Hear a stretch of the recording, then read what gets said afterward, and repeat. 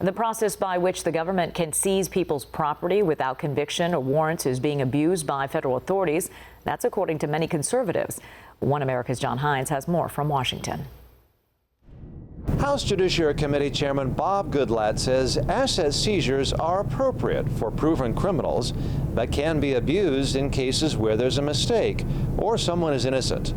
A bill to fix this process has gained momentum following passage by his committee. We think that when somebody's engaged in a major criminal enterprise and the government can prove that those assets that are ill-gotten gains should be seized and used for the good of the taxpayers and for promoting a lawful society. But Goodlatte says that sometimes things don't work out that way, that sometimes innocent people's assets are taken and it's hard to get them back. We have found many, many instances of individuals and small businesses getting ensnared in this where the government takes their assets and then there is no efficient, safe, inexpensive process to get your property back when you have had it unfairly or wrongfully seized.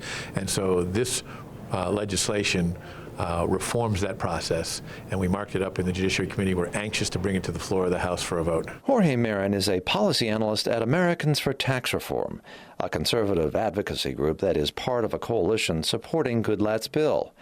Marin says in certain cases, protections against asset seizure are weak. You know, if a police officer has any sort of suspicion that you are engaged in, illegal activity as far as drug trafficking or, something of that nature, they can actually take your car, they can take your cash, they can take, a lot of times they take your guns, and they don't actually need to prove anything. It can just be, for example, that they say they smell pot. Marin says that Goodlatte is a law and order Republican who sees the need for change. Chairman Goodlatte, he definitely sees the need to overhaul this system. He is a classical Republican that cares about public safety. According to Americans for Tax Reform, from 2004 to 2014, the amount of money taken by federal law enforcement increased from under $1 billion to more than $5 billion.